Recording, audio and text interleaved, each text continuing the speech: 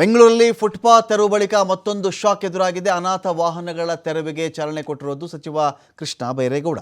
Queens ರಸ್ತೆಯಲ್ಲಿ ಚಾಲನೆ ಕೊಟ್ಟಿದ್ದಾರೆ. ಇದಕ್ಕೆ ಅಂದರೆ ಯಾವೆಲ್ಲ ವಾಹನಗಳು ಇದೊಂದು ದೊಡ್ಡ ಸಮಸ್ಯೆ.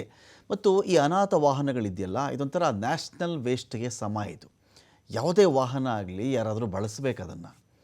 ಅದೊಂದು ಬಳಸಿದಾಗ ಅದಕ್ಕೇನು ಹಣ ವಿನಿಯೋಗಿಸಿರ್ತಾರೋ ಅದಕ್ಕೊಂದು ಸಾರ್ಥಕತೆ.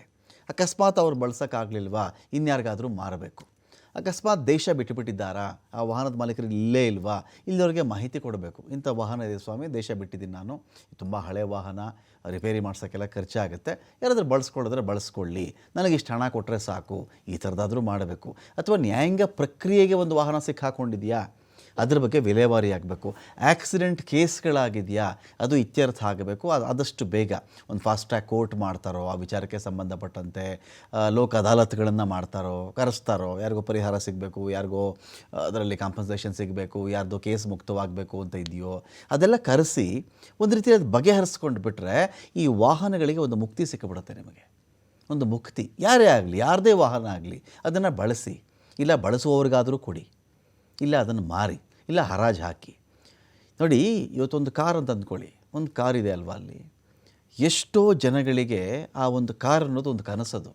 ನನ್ನ ಜೀವನದಲ್ಲಿ ಒಂದು ಕಾರ್ ತೊಗೊಳ್ಬೇಕು, ಎಷ್ಟೋ ಜನಕ್ಕೆ ಒಂದು ಮನೆ ತೊಗೊಳ್ಬೇಕು ಅನ್ನಿಸು, ನಿಜ ಅಲ್ವಾ? ಇಂಥ ಒಂದು ಕಾರು ಯಾವತ್ತೇ ತೊಗೊಂಡಿದ್ರು ಅದಕ್ಕೆಲ್ಲ ಏನು, ಅದಕ್ಕೆ ಸಿಂಗಾರ ಮಾಡಿ, ಆ ಕಾರಿಗೆ ಪೂಜೆ ಮಾಡಿ ಎಲ್ಲ ತೊಗೊಂಡಿರ್ತಾರೆ. ಏನೋ ಆಯಿತು, ಆ ಕಾರ್ ಮಾಲೀಕ ಎಲ್ಲಿದ್ದಾನೆ ಗೊತ್ತಿಲ್ಲ, ಎಲ್ಲೋ ಬರ್ತಾರೆ, ಗುಜರಿ ಥರ. ಕೃಷ್ಣ ಬೈರೇಗೌಡ ಅದನ್ನು ಹೇಳ್ತಾ ಇದ್ದರು. ಏನೀಗ ಜನ ಓಡಾಡುವಂಥ ಫುಟ್ಪಾತ್ಗಳನ್ನು ಇವರೇನು ಗುಜರಿ ಗಾಡಿಗಳು ನಿಲ್ಲಿಸೋ ಜಾಗ ಅಂತ ಮಾಡ್ಕೊಂಡ್ಬಿಟ್ಟಿದ್ದಾರಾ? ಇದೆಲ್ಲ ಡಂಪ್ ಯಾರ್ಡ್ಗಳಾಯಿವು, ಗುಜರಿ ಯಾರ್ಡ್ಗಳಾಯಿವು, ಹಾಗೆ ಟ್ರೀಟ್ ಮಾಡ್ತಾ ಇದ್ದಾರೆ ಅಂತ ಅವ್ರು ಕೇಳಿದ್ದಾರಲ್ಲ. ಹಾಗಾಗಿ ಕ್ವೀನ್ಸ್ ರಸ್ತೆಯಲ್ಲಿ ಚಾಲನೆ ಕೊಟ್ಟಿದ್ದಾರೆ. ಒಂದು ವಾರ ಟೈಮ್ ಇರುತ್ತೆ. ಯಾವುದಾದ್ರೂ ವಾಹನದಷ್ಟು ಸ್ಟಿಕ್ಕರ್ ಇತ್ತಾ, ಒಂದು ವಾರ ಟೈಮ್ ಇರುತ್ತೆ. ಅಷ್ಟು ಒಳಗಡೆ ಅವರು ರೆಸ್ಪಾಂಡ್ ಮಾಡಬೇಕು. ಇಲ್ಲ, ಇದು ನನ್ನ ವಾಹನ, ನಾನು ತಗೊಂಡು ಹೋಗ್ತೀನಿ, ರಿಪೇರಿ ಮಾಡಿಸ್ಕೋತೀನಿ, ನಾನು ಮಾರ್ತಾ ಇದ್ದೀನಿ, ಏನೋ ಒಂದು ಮಾಡಬೇಕಲ್ಲ, ವಿಲೇವಾರಿ ಆಗಬೇಕಲ್ಲ. ಸಾಲಾಗಿ ಮೊದಲೇ ಜಾಗ ಇಲ್ಲ, ಫುಟ್ಪಾತಲ್ಲಿ ಓಡಾಡೋಕ್ಕೆ ಜಾಗ ಇಲ್ಲ, ಅದರಲ್ಲಿ ಸಾಲದು ಅಂತ ಇವರು ಗಾಡಿಗಳು ನಿಲ್ಲಿಸ್ಬಿಟ್ರಲ್ಲಿ ಗತಿ ಏನು ಅಂತೇಳಿ ಪ್ರಶ್ನೆ ಇದೆ ಇಲ್ಲಿ. ಸೊ ನೋಟಿಸನ್ನು ಅಂಟಿಸಿದ್ದಾರೆ ಕೃಷ್ಣ ಬೈರೇಗೌಡರು. ಪಾದಚಾರಿ ಮಾರ್ಗದಲ್ಲಿ ವಾಹನವನ್ನು ತೆರವು ಮಾಡಬೇಕು ಅಭಿಯಾನಕ್ಕೆ ಚಾಲನೆ ಕೊಟ್ಟಿದ್ದಾರೆ. ಸಚಿವ ಕೃಷ್ಣ ಬೈರೇಗೌಡರಿಗೆ ಶಾಸಕ ರಿಜ್ವಾನ್ ಅರ್ಷದ್ ಸಾಥ್ ಕೊಟ್ಟಿದ್ದಾರೆ.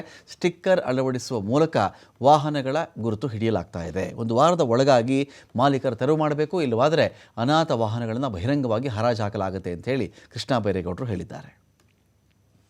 ಬದಿಯಲ್ಲಿ ಅಥವಾ ಪಾರ್ಕಿಂಗ್ ಜಾಗಗಳಲ್ಲಿ ಯಾರು ತಮ್ಮ ಸ್ವಂತ ವಾಹನಗಳನ್ನು ಬಿಟ್ಬಿಟ್ಟಿದ್ದಾರೆ, ಅಂದರೆ ಬಿಡಾಡಿ ವಾಹನಗಳು, ಅಬಂಡನ್ಡ್ ವೆಹಿಕಲ್ಸು, ಇವುಗಳನ್ನು ತೆರವು ಮಾಡಬೇಕು ಅಂತ ನಾನು 15 ದಿನಗಳ ಹಿಂದೆನೇ ಜನಗಳಿಗೆ ಮನವಿ ಮಾಡಿದ್ದೆ ಮತ್ತು ಎಚ್ಚರಿಕೆಯನ್ನು ಕೂಡ ಕೊಟ್ಟಿದ್ವಿ. ಆದರೂ ಜನ ಅವರ ಗಾಡಿಗಳನ್ನು ರಸ್ತೆಗಳಲ್ಲಿ, ಫುಟ್ಪಾತ್ಗಳಲ್ಲಿ ಎಲ್ಲಂದರೆ ಅಲ್ಲೇ ಬಿಟ್ಟು ಇದರಿಂದ ಸಾರ್ವಜನಿಕರು ಓಡಾಡೋದಕ್ಕೂ ತೊಂದರೆ ಮಾಡ್ತಾ ಇದ್ದಾರೆ. ಅಷ್ಟೇ ಅಲ್ಲ, ಜನಗಳಿಗೆ ಸೇರಿದ ಜಾಗವನ್ನು ಅವರು ಅತಿಕ್ರಮಣ ಮಾಡ್ಕೊಂಡಿದ್ದಾರೆ ಸ್ವಂತಕ್ಕೆ. ಮತ್ತು ಈ ವಾಹನಗಳು ನಾವು ಇದು ತಿಂಗಳುಗಟ್ಟಲೆ ಇಲ್ಲೇ ಬಿಟ್ಟು ಹೋಗಿರ್ತಾರೆ, ಯಾರಿಗೆ ಸೇರಿದ್ದು ಅಂತ ಗೊತ್ತಿಲ್ಲ.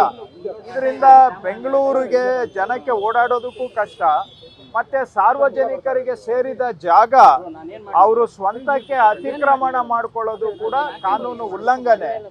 ಇದಲ್ಲದೆ ಎಲ್ಲಂದ್ರೆ ಅಲ್ಲಿ ಗಾಡಿಗಳನ್ನ ಬಿಟ್ಟು ಆಕ್ಸಿಡೆಂಟ್ಗಳು ಆಗ್ತವೆ. ಆಮೇಲೆ ನೋಡೋದಕ್ಕೂ ಕೂಡ ಬೆಂಗಳೂರು ಅಸಹ್ಯವಾಗಿ ಕಾಣಲಿಕ್ಕೆ ಇದು ಒಂದು ಕಾರಣ. ನಾನು ಕಳೆದ